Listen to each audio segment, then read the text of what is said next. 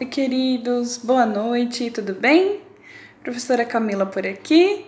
Hoje nós estamos aqui iniciando o módulo 8, que vai falar aqui nessa disciplina sobre a história da igreja primitiva, ok? Então, primeiro, hoje a gente vai introduzir essa disciplina. Nas próximas aulas a gente vai estar falando em mais detalhes sobre outros assuntos acerca disso, tá? Então, vamos lá. Para a gente iniciar, a gente precisa entender algumas coisas acerca de que momento se iniciou essa igreja primitiva, de como era até aquele momento, né? De que maneira as pessoas entendiam Deus até aquele momento, ok? Então nós vamos partir ali do princípio que até o momento do surgimento da igreja primitiva, que é ali após a ressurreição e a ascensão do Senhor Jesus, as pessoas acreditavam, aliás, era o fato que a presença de Deus ela estava apenas no tabernáculo, ok? Então as pessoas só teriam acesso à presença de Deus se fossem até o tabernáculo, certo? Onde na verdade elas nem teriam acesso direto à presença de Deus, porque elas teriam acesso limitado até determinado ponto do tabernáculo onde estavam os sacerdotes, certo? Então a presença de Deus estava apenas ali, né? Nós sabemos que o Senhor Jesus veio, né, morreu por nós, e que após com a sua morte o véu se rasgou. Então não havia mais separação entre a presença de Deus e o homem, né? A presença de Deus, ela estava disponível a todo aquele que cresce e confessasse o Senhor Jesus como Senhor e Salvador da sua vida, certo? Então, são essas duas coisas. A primeira, a questão da presença de Deus antes da igreja primitiva, antes do sacrifício de Jesus na cruz, ser apenas delimitada por apenas um local. E também a questão igreja. Não existia essa palavra igreja, essa questão de igreja, né? Quem falou igreja pela primeira vez foi o Senhor Jesus, quando ele disse que ele edificaria a sua igreja, certo? Então, nesse momento, né, até esse momento assim que funcionava. Acontece a morte e a ressurreição de Jesus, ele passa mais uns dias na terra, ascende aos céus, e após isso, 50 dias após a Páscoa, 50 dias após a morte de Jesus, vem a festa de Pentecostes, né? E nesse momento, tanto os apóstolos quanto outros discípulos e outros seguidores de Jesus estavam reunidos numa casa para celebrar, né, por conta de Pentecostes. E nesse evento acontece a vinda, né, o derramamento do Espírito Santo sobre eles, né, sobre aqueles que estavam ali reunidos. E logo em seguida a Bíblia nos mostra que, logo no início de Atos, que logo após o derramar do Espírito Santo sobre eles, Pedro sai para fora, as pessoas começam a ficar espantadas lá fora sobre o que estava acontecendo ali dentro. E Pedro saiu para fora e começa a pregar, e nessa primeira pregação já acontece ali 3.000 pessoas se convertendo, né, a Cristo por conta da pregação. Logo em seguida, um pouco mais para frente, em Atos também diz que já são 5.000 os convertidos. Então, a partir do momento que é derramado o Espírito Santo sobre os discípulos e apóstolos de Jesus, dá-se início à igreja primitiva, ok? E com o início dessa igreja primitiva, os apóstolos, tanto os apóstolos, né, os 12 que a gente fala, quanto os outros discípulos, né, deles e de Jesus, têm uma grande missão, que é evangelizar essas pessoas que venham a se converter, né? Doutriná-las, ensiná-las os princípios, os mandamentos e as ordenanças do Senhor Jesus para essas pessoas, certo? Essa é a grande missão deles. E não só ensinar os princípios e os mandamentos, mas também compartilhar com essas pessoas a visão evangelística que Jesus deixou, né? Que é a visão de ir, de pregar o evangelho a todas as pessoas. Então, tudo isso era responsabilidade dos apóstolos e dos discípulos acerca dessas pessoas que estavam se convertendo, tá? Essa era a grande missão deles. Então, a partir de agora, nós vamos falar aqui um pouquinho sobre uma linha do tempo de acontecimentos, né, aqui na história da igreja primitiva. No material de vocês provavelmente está como o meu, diz assim, tem numerado ali de 1 a 23 acontecimentos, então, e do lado tem ali 30A.D. O que quer dizer esse 30A.D? Quer dizer como se fosse o nosso antes de Cristo e depois de Cristo. Só que o calendário deles da época, né, vem do latim esse AD, quer dizer o ano do Senhor. Eles contam a partir do nascimento de Jesus, né, esses anos aqui. Talvez fique um pouco confuso, porque aqui diz ano 30, esse Pentecostes, mas Jesus já tinha morrido com mais de 30 anos, então não levem ao pé da letra, porque a maneira deles de contar era diferente da nossa, então não é igual o mesmo calendário, nem a mesma forma de se contar. Então pode ter alguma diferença, alguma coisa que não faça tanto sentido para nós por conta do calendário ser diferente mesmo, tá?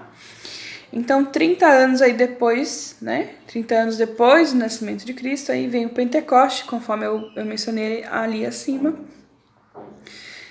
E após esse Pentecoste, ali no ano 37, nós temos ali o outro acontecimento marcante, que é a conversão de Paulo, né? Paulo, que era Saulo, era um perseguidor daqueles que seguiam a Jesus, né? Tem um encontro, a caminho de Damasco, ele tem um encontro com Jesus, tem a vida dele transformada, é batizado, né? Fica cego por um tempo, até encontrar Ananias, enfim, a história você conhece. E Paulo é uma peça chave importante, né, na história da igreja primitiva, né? Porque primeiro que por ele ser um daqueles que perseguiam aos seguidores de Jesus, ele era muito conhecido, então ele conseguia atingir os gentios, as pessoas que não eram de origem judaica, de origem de berço cristão, né? Para falar de Cristo com mais abertura do que os próprios outros apóstolos, certo? Na sequência ali nós estamos usando 41, a primeira vez que é usado o termo cristão, foi lá em Antioquia. Onde fica essa Antioquia, essa cidade? Ela fica ao sul da Turquia e faz fronteira com a Síria, tá? Talvez se você for pesquisar, aparece em alguns lugares Antioquia da Síria e outros Antioquia da Turquia, mas é porque ela realmente fazia limite ali entre a Turquia e a Síria, tá? E Antioquia era um grande berço de evangelização e de conversão, tá? Foi um ponto muito importante ali para essa igreja primitiva, tá? Seguindo o ano 44, teve ali a morte de uma das primeiras mortes de apóstolos, né? O Tiago foi morto ali a pedido do rei Herodes, tá? Com espada. O Tiago, que era irmão do João, não confundir, tá? Na sequência, nós temos ali do ano 45 ao ano 48, a primeira viagem missionária de Paulo. A Bíblia nos traz que Paulo fez 3 grandes viagens missionárias, então essa aqui do ano 45 ao 48 é a primeira, tá? Ela teve mais ou menos 3 anos de duração. E essas viagens Paulo nunca fazia sozinho, eles sempre andavam, né, de 2 em 2 ou em grupos, né? E nesse caso aqui ele fez com Barnabé, tá? Então ele foi para Antioquia, a cidade que eu mencionei anteriormente. Depois disso ele foi também para Chipre. Chipre também fica localizado no Mediterrâneo e fica a oeste da Síria, mais ou menos, tá? Mas é uma ilha. Então ele ficou lá há 3 anos também, e Chipre também se tornou um grande ponto de evangelização também. Só para contextualizar, nessa época o Império Romano dominava boa parte do mundo ali, na região central ali, então além de Roma, muitos outros países ali, que hoje nós vemos que são vários países da Europa, da Ásia, também estavam debaixo do domínio do Império Romano, tá? Na sequência temos ali no ano 49 o Concílio de Jerusalém, tá? Jerusalém acreditava que era necessário que os pagãos que se convertiam fossem circuncidados. E aí havia uma grande discussão, um grande debate, né? E tanto que Paulo e Pedro acabam que discutem por conta dessa situação, tá? E aí depois Tiago teve uma ideia, né? Para que os cristãos que se converteram do paganismo, eles pudessem, para se reunir com os judeus, eles pudessem se abster de consumir sangue, né? Então essa prática, essa sugestão de Tiago deu certo e eles conseguiram entrar nesse consenso. Tem algo sobre isso lá em Atos 15, 29, se vocês quiserem estarem lendo. Na sequência, então, nos anos 49 aos anos 52, a gente tem ali a segunda viagem missionária de Paulo, tá? Dessa vez, Paulo não viaja com Barnabé, eles tiveram desentendimentos, tá? Brigaram ali, então o companheiro de viagem foi, dessa vez, Silas, tá? A gente vai ver algumas vezes Paulo e os outros discípulos tendo alguns desentendimentos. Eu vejo muito que é muito difícil para eles aceitarem a Paulo, porque ele não caminhou com Jesus como eles, e ele também era um perseguidor dos cristãos, né? Então para eles é muito difícil, e algumas vezes a gente vê eles entrando em conflito de ideias, de direcionamentos ali. E aqui foi uma dessas vezes, né, que na viagem anterior, como ele brigou com Barnabé, nessa viagem ele leva Silas, tá? Tem em Atos 15:40 tem o relato dessa viagem, tá? Essa viagem também durou cerca de 3 anos, certo? E nessa viagem eles fizeram visita a algumas igrejas que já existiam, que é a igreja da Cilícia e da Galácia. E quando eles voltaram para a Europa, fundaram outras 2 igrejas, que é a igreja da Macedônia e a igreja de Corinto, certo? E aí então dos anos de 53 a 58, aí uma viagem mais longa, a terceira e última viagem missionária de Paulo, né? Nessa terceira viagem ele foi acompanhado por outros apóstolos, né, por outros discípulos que foram Lucas, Timóteo e Tito, né? E dessa viagem toda, durou muito tempo essa daqui, a parada mais importante, o local mais importante que eles visitaram foi Éfeso, né, onde era uma capital da província da Ásia Maior. Era uma capital também do Império Romano, só que na Ásia, tá? E na volta, em 58, né, depois dessa terceira viagem, Paulo ele é preso e levado a Cesareia, né? E quando ele chega em Roma, ele fica aguardando 2 anos até que o julgamento dele. E nesse período que ele aguardou o julgamento foi o período que ele escreveu várias cartas às igrejas, dando direcionamentos, conselhos, certo? E as igrejas que ele escreveu aqui foram, então, as igrejas de Éfeso, a igreja de Filipos, dos Colossenses. Escreveu também uma carta para Filemon, que era um membro muito importante da igreja de Colossos, certo? Foi nesse tempo de prisão quando houveram mais conversão de líderes, generais e oficiais romanos na época que Paulo esteve preso, tá? Se você for ler Atos dos Apóstolos, aliás, a minha sugestão é, em maio agora, durante esse módulo, leia todo o livro de Atos dos Apóstolos, que você vai ver, conseguir enxergar melhor essa linha do tempo que nós vamos ir construindo. Vale a leitura, nos estimula muito, né, também a pregar o evangelho, e é muito bacana, tá? Então nesse período aí que ele teve preso foi o período de maior evangelismo dentro do Império Romano, certo? E também onde houve a estruturação da igreja, que depois chamou-se de católica. Então, na sequência, o ano 64 foi a primeira perseguição aos cristãos, certo? Dessa era cristã, dessa era da igreja primitiva. E como se originou essa perseguição? Nessa época do ano 64, quem governava era o imperador Nero, E no início do seu governo, ele até foi muito tranquilo com relação aos cristãos, ele não perseguia, ele era tolerante, mas a partir do 9º ano do reinado dele, do governo dele, ele começou a implicar com os cristãos a ponto de pedir, organizar um incêndio, que foi o grande incêndio de Roma em 64, orientou os seus soldados, os seus servos a atearem fogo em Roma.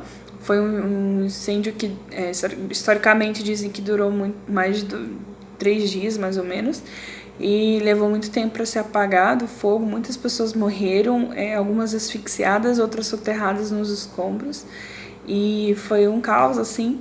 E ele acusou os cristãos de serem os culpados por conta daquele incêndio. Então, o que acabou gerando um ódio, né, de todos com relação aos cristãos, né? E aí começou a grande perseguição. Nos anos 130, a gente vê o início do declínio da igreja. A igreja começa a enfraquecer, as doutrinas começam a se enfraquecer, e os princípios, os mandamentos, eles passam a não ser mais encarados como ordenanças de Jesus, mas sim como apenas rituais, como algo religioso pelos cristãos, certo? Mais pra frente, no ano 142, Pio I torna-se o primeiro bispo e governador, digamos assim, da cidade de Roma. Ou seja, aí começa o início de um período aí que vai ser quebrado lá na frente, só depois de algumas reformas, né? Imagina que aqui começa a igreja e a política começam a caminhar juntas sob o domínio da mesma pessoa. Que perigo isso, né? Nessa época aqui, ó. Porque o mesmo que era bispo da igreja era o governador de Roma. Então ele mandava em tudo e em todos, né? Então foi bem complicado. Depois disso, no ano 150, a igreja começa a perder os fundamentos. Aqui em 150, o batismo do Espírito Santo e os dons do Espírito Santo começam a ser menosprezados, as pessoas começam a deixar isso de lado, não achar isso mais tão importante e não buscam mais a isso, certo? Depois, no ano 156, é a primeira vez que é falado, que é batizado assim, a Igreja Católica, tá? Foi batizada por uma pessoa chamada Inácio, certo? Que ele deu esse nome para a igreja, que significava universal. Então o significado ele era bom, tinha uma boa ideia, né, de ser universal, de unificar todo mundo, de todo mundo ser um só, mas depois se perdeu esse sentido. Em 160, os homens começam a avaliar o clero pela capacidade natural, ou seja, começam a menosprezar a questão do chamado, da unção, do Espírito Santo, e olhar para a questão financeira e social das pessoas do clero. Em sequência, em 95, é o início da hegemonia romana, certo? Então, Tertuliano começa a dizer que os bispos de Roma eram superiores aos bispos das demais igrejas. Depois, em 200, o batismo começou a ser negligenciado. Começaram a arrumar outras formas de batismo, que não era aquela que o Senhor Jesus ensinou, e também começaram a batizar crianças. Tá? Em 210, começam a surgir as discussões entre o clero da igreja, e os leigos. Em 218 surge a lenda de que Pedro foi o primeiro papa. Eles acreditavam fielmente nisso, só que nessa época Pedro já tinha morrido há muitos anos, mas eles decretaram que Pedro foi o primeiro papa. E em 240 surgiram os primeiros mosteiros, certo? Lugares como onde a gente fala que os monges ficavam, né? Pessoas para buscar uma vida mais pura, mais simples e tal. Em 300, as pessoas começam a falar por conta desses mosteiros, dos monges que buscavam esses mosteiros, que a salvação vinha pelas obras e não pela graça, né? E depois, em 300, surge a primeira vez a palavra celibato, onde é sugerido que os padres sigam um celibatário, ok?